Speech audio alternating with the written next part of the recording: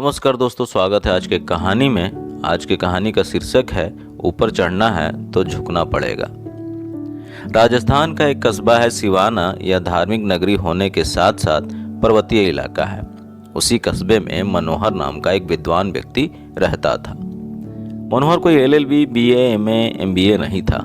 उसने जीवन की पाठशाला से अनुभव की वर्णमाला सीखी थी। मनोहर की उम्र 55 वर्ष थी और उसका एक 21 वर्षीय बेटा था, विकास। विकास को भगवान का एक गिफ्ट मिला हुआ था, आवाज।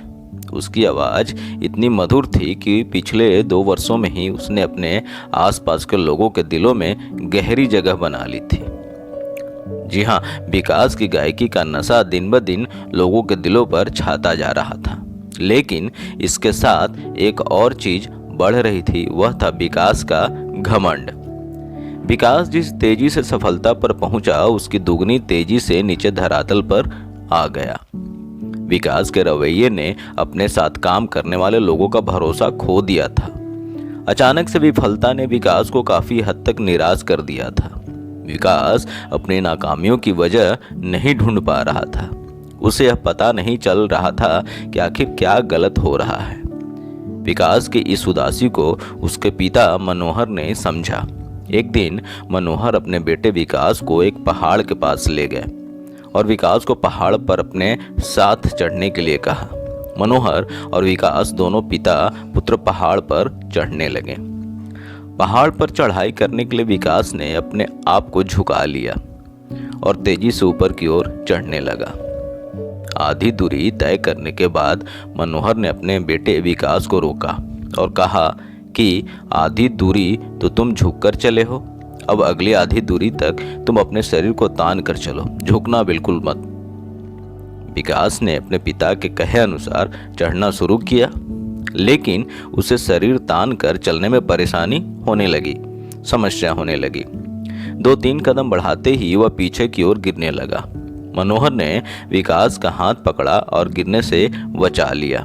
विकास ने अपने पिता से कहा कि शरीर को तान कर वह ऊपर की ओर नहीं चढ़ पाएगा, झुककर ही इस पहाड़ की चढ़ाई संभव है। इतना कहते ही मनोहर ने अपने बेटे विकास का हाथ पकड़ा और कहा कि विकास, जीवन ऐसा ही है, जीवन भी ऐसा ही है। अगर तुम्हें सफलता के पहाड़ पर चढ़ना है तो झुककर चढ़ना होगा, न कि सीना तान कर।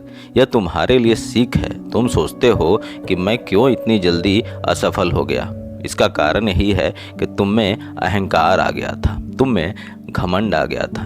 तुम इसे अपनी व्यक्तिगत कामयाबी मानकर मन ही मन तन कर खड़े थे, जबकि तुम्हें झुकना था। सफलता के पहाड़ पर चढ़ते समय भी झुककर चढ़ना पड़ता है। झुकने का मतलब अपने आप को सौम्य, अनुशासित और कृतज्ञ बनाए रखना है। किसी भी व्यक्ति की सफलता उसकी व्यक्तिगत सफलता नहीं होती, उसके कुछ सहयोगी कारक होते हैं। तुम्हें उन लोगों के प्रति हमेशा कृतज्ञ और सरल रहना होगा, जिनकी बदौलत तुम सफलता के शिखर की ओर बढ़ रहे हो। याद रहे, जो झुककर चल रहा है इसका अर्थ है कि वह ऊपर चढ़ रहा है, और जो तनकर चल रहा है इसका मतलब है कि वह जल्दी ही नीचे गिरने वाला है। विकास अपने पिता की बात समझ गया था। उसे अपनी नाकामयाबी की असली वजह पता चल गई थी।